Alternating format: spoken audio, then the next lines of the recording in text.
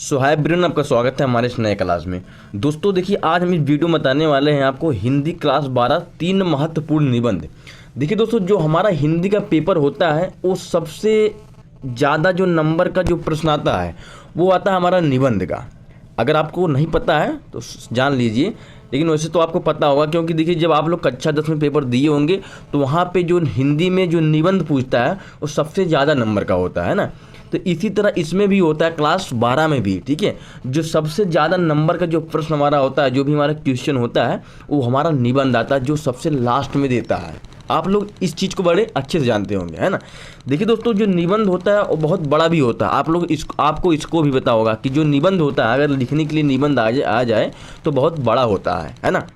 लेकिन देखिए दोस्तों, आज हम ऐसे निबंध की बात करने वाले हैं और ऐसे तरीका बताएंगे हम लिखने के लिए, जिससे आप अच्छा भी समझोगे और छोटा सा समझोगे। लिखने का तरीका देखिए दोस्तों, निबंध जो होता है वो लिखने का तरीका होना चाहिए सिर्फ अच्छे से, ठीक है। उसके बाद आप बीच में चाहे जो भी लिख दो, अगर आपको याद नहीं है, जैसे मान लीजिए एग्जाम्पल बता रहे हैं, अगर आपको याद नहीं है कुछ भी लिख दो तो एग्जामिनर जो होते हैं चेक नहीं करते, क्योंकि उन्हें बहुत सारा कापियाँ चेक करने को पड़ा रहता है, ठीक है। इसीलिए आपका सिर्फ क्या देखते हैं, हेडिंग देखते हैं। हम हर एक वीडियो में आपको बताते रहते हैं कि मेरे दोस्त आप लोग क्या करिए, सिर्फ हेडिंग अच्छे डालना, कुछ भी हो जाए। आप लोग बीच में अगर नहीं याद है, अगर नहीं लिख पा रहे हो, लेकिन हेडिंग को अच्छे से डालना, ठीक है, छोड़ना मत हेडिंग। देखिए दोस्तों, सबसे पहले हम इसमें बताएंगे तीन निबंध। जो सबसे पहले हमारा नंबर आता है बेरोजगारी की समस्या और समाधान। इंपॉर्टेंट निबंध है दोस्त।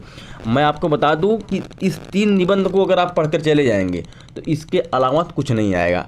ये समझ लीजिए, इतना गारंटी है कि तीन निबंध अगर आप तैयार कर लिए तो यही समझ लिए, अगर एक निबंध नहीं आया तो दो निबंध आएगा, अगर दो निबंध नहीं आया तो एक निबंध पक्का आएगा।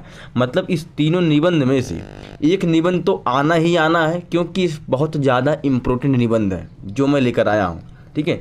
तो पहला हमारा क्या है, बेरोजगारी की समस्या और समाधान।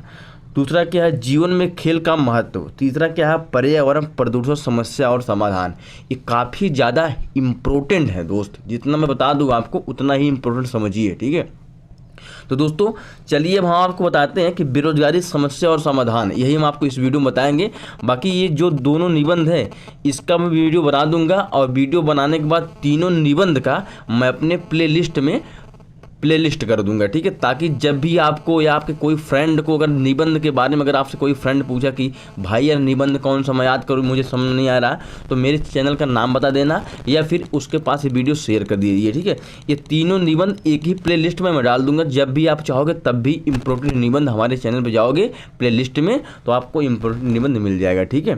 तो तीनों हम बनाने के बाद प्लेलिस्ट में ऐड कर देंगे, ठीक है। तो इस वीडियो को दोस्तों जितना हो सके उतना शेयर कर दीजिए, क्योंकि जो इंपॉर्टेंट निबंध मैं बता रहा हूँ दोस्त, यही समझ लीजिए बहुत ज़्यादा इंपॉर्टेंट है, ठीक है। इसको अगर आप तीन तैयार कर लिए तो यही समझ लो, आपको मैं गारंटी के साथ कह रहा हूँ 9 नंबर जो आता है आपका निबंध लिखने के लिए वो मिल जाएगा, ठीक है।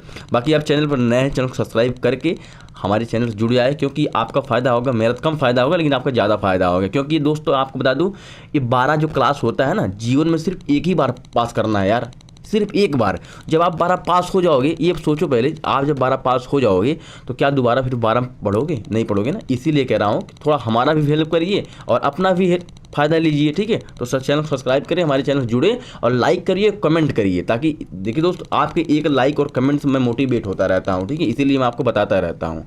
और ये वीडियो जितना हो सके दोस्त उतना शेयर करिए, अपने दोस्त फ्रेंड जो भी आपके पास हैं पढ़ने वाले, उनके पास शेयर करिए, ठीक है। तो चलिए दोस्तों, अब टाइम बर्बाद ज़्यादा नहीं करेंगे, यहाँ पर देखिए हम आगे चलते हैं। पहला निबंध हम यही बताएंगे आपको, बेरोजगारी की समस्या और समाधान। इसको हम आपको अच्छी तरह से बताएंगे कैसे लिखना है, कैसे पढ़ना है, कैसे याद करना है, ठीक है। यहाँ पर देखिए हिंदी, यहाँ पर लिखा है ना कि हिंदी महत्वपूर्ण निबंध कक्षा 12। ये दोस्त आपके लिए बहुत ज़रूरी है। यहाँ पर देखिए दोस्तों, सबसे पहले आपको हेडिंग डालना होगा किस तरह कि बेरोजगारी की समस्या और समाधान। आपको इसके ऊपर, तो जब परीक्षा में जाएंगे आप, इसके ऊपर आपको लिखना पड़ेगा क्या, प्रश्नोत्तर नंबर 9, मतलब जिस क्वेश्चन नंबर जो भी होगा वहाँ पर आपको नंबर डालना पड़ेगा प्रश्नोत्तर नंबर लिखने के बाद, ठीक है। फिर आपको लिखना पड़ेगा यहाँ पर दोस्तों बेरोजगारी की समस्या और समाधान, ठीक है। इसको आप रेखा खींच सकते हैं, मतलब स्केल से, या फिर रहने दीजिए, कोई दिक्कत नहीं है, ठीक है। उसके बाद देखिए दोस्त, यहाँ पर आपको लिखना पड़ेगा, यहाँ पर देखिए प्रस्तावना लिखना पड़ेगा। सबसे जो मेन चीज़ है वो आपका प्रस्तावना है, हेडिंग, ठीक है, समझना ध्यान से। जो सबसे मेन टॉपिक होता है वो हमारा होता है प्रस्तावना। प्रस्तावना हेडिंग मत छोड़ना, ठीक है। उसके बाद आप बीच में अगर गलती भी कर दोगे तो भी एग्जाम में चेक नहीं करेंगे, क्योंकि उन्हें बहुत सारा कापियाँ चेक करने को पड़ा रहता है मेरे दोस्त, मैं आपको पहले बता दिया, ठीक है। तो उन्हें क्या करना, वो क्या करते हैं, सिर्फ आपका हेडिंग देखेंगे, हाँ लड़का हेडिंग लिखा है, बस तुरंत सही का निशान लगाएंगे और 9 का नंबर पूरा दे देंगे बस, ठीक है। यही नहीं देखते, इसके आगे और हेडिंग देखते हैं, जो भी मैं आपको बताऊँगा, ठीक है। तो पहले समझते हैं हम आपको प्रस्तावना क्या चीज़ होता है। देखिए प्रस्तावना में क्या लिखना पड़ेगा आपको, यहाँ पर आपको प्रस्तावना हेडिंग डालना होगा। उसके बाद लिखना होगा कि आज हमारे देश में बेरोजगारी बहुत ही गंभीर समस्या बन चुकी है। सच में बन चुकी है ना। तो बेरोजगारी की किसी भी देश के विकास में एक बाधक है। जब हमारे देश में बेरोजगारी की गंभीर समस्या बन चुकी है तो क्या होता है कि देश के विकास के लिए बहुत बाधक उत्पन्न हो जाता है, ठीक है। यह था आपका पहला हेडिंग, क्या, प्रस्तावना। तो प्रस्तावना में आपको इतना लिखना होगा, इतना आपको याद करना होगा। उसके बाद आगे देख लें, आगे फिर लिखना होगा आपको बेरोजगारी का अर्थ। देखिए दोस्त, इसमें बेरोजगारी की समस्या और समाधान है का हमारा जो है निबंध है, इसमें आपको थोड़ा अच्छे से हेडिंग डालकर थोड़े थोड़े टॉपिक में इसको समझाना पड़ेगा, तब आपका पूरा नंबर मिल जाएगा। और 9 नंबर पाना यार बहुत बड़ी चीज़ होती है, ठीक है। एक प्रश्न का उत्तर देकर अगर 9 नंबर पा जाओगे तो बहुत ज़्यादा है दोस्त। मैं आपको पहले बता दिया कि जो आपका परीक्षा होता है हिंदी का वो 100 नंबर का आता है, और 100 नंबर ये आपका हाथ में रहता है। और हिंदी बहुत ज़्यादा कठिन नहीं है यार, हिंदी जो है फिजिक्स, केमिस्ट्री और बायोलॉजी नहीं है, ठीक है। इसमें न्यूमेरिकल आता है, ये होता है, क्वेश्चन आता है कठिन, इसमें ज़्यादा याद करना पड़ता है, कुछ नहीं यार। हिंदी एकदम सिंपल अगर समझो ना, वेरी सिंपल समझो, और इंग्लिश भी उसी तरह है, ठीक है। यहाँ पर देखिए दूसरा हमारा हेडिंग क्या है कि बेरोजगारी का अर्थ। आप लोग सिर्फ पढ़िए बस, मैं आपको पढ़ाऊंगा यार, कोई दिक्कत नहीं। हमारे चैनल जितने लोग जुड़े हैं मैं सबको अच्छे परसेंट से पास करवाऊंगा, ठीक है। बस जितना हो सके उतना शेयर करिए वीडियो दोस्तों। यहाँ पर देखिए बेरोजगारी का अर्थ। अब इसमें दोस्तों आपको बेरोजगारी का अर्थ लिखना पड़ेगा। यहाँ पर देखिए क्या लिखना पड़ेगा कि बेरोजगारी का अर्थ है इच्छा। बेरोजगारी का अर्थ है इच्छा, ठीक है, एवं योग्यता होते हैं हुए भी व्यक्ति को उचित रोजगार काम मिलना, ठीक है। इतना आपको लिखना पड़ेगा बेरोजगारी का अर्थ। बेरोजगारी का अर्थ मतलब होता क्या है, ठीक है। उसके बाद फिर आपको डालना पड़ेगा आगे। देखिए बेरोजगारी के कारण, बेरोजगारी कौन कौन सा कारण होता है, यहाँ पर कारण आपको बताना पड़ेगा कि वर्तमान समय में बेरोजगारी कई कारणों पर निर्भर करती है, जिनसे प्रमुख कारण निम्नलिखित है, ठीक है। अब इसमें कारण नहीं बताया हूँ, सिर्फ आपको इतना बता दिया। कारण बताऊँगा तो आपका जो निबंध है बहुत ज़्यादा लंबा पड़ जाएगा और आपको भी याद करने में मुसीबत होगी, बहुत ज़्यादा बोरिंग लगेगी। बस इतना ही लिखना है कि वर्तमान समय में बेरोजगारी कई कारणों पर निर्भर है। अब कौन कौन सा कारण बताओगे, ठीक है। कई कारणों पर निर्भर करती है, जिनसे प्रमुख कारण निम्नलिखित हैं, ठीक है। अब यहाँ पर देखिए कुछ कारण यहाँ पर दिया गया है। यहाँ पर देखिए जनसंख्या में वृद्धि, ठीक है। तो कुछ कारण आपको लिखना पड़ेगा जरूर। यहाँ पर देखिए जनसंख्या में वृद्धि, देश की जनसंख्या में तेजी से होती वृद्धि बेरोजगारी में प्रमुख कारणों में एक है। पहला कारण ये है कि देश की जनसंख्या में तेजी से वृद्धि बेरोजगारी के प्रमुख कारणों में एक है। उसके बाद देखिए शिक्षा प्रणाली, आपको फिर हेडिंग डालना होगा यहाँ से।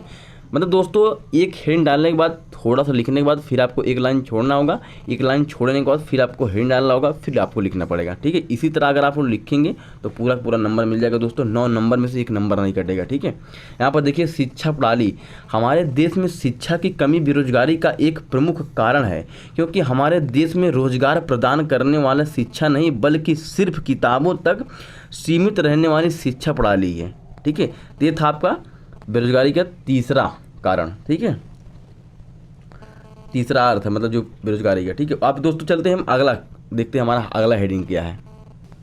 यहाँ पर देखिए दोस्तों आपका अगला हेडिंग है उद्योग के विकास में कमी, ठीक है। इसमें देखिए उद्योग के विकास में कमी में क्या होता है कि देश में उद्योगों के विकास बहुत धीमी है। देश में उद्योगों का विकास बहुत धीमी है, जिसमें लोगों को रोजगार नहीं मिल पाता, लोगों को नौकरियां नहीं मिल पाती है ना। आजकल देखिए आज के टाइम में लोग नौकरी के पीछे बहुत पागल हैं, लेकिन नौकरियां नहीं मिल पा रही है ना। तो रोजगार जो है रोजगार नहीं मिल पाता, ठीक है।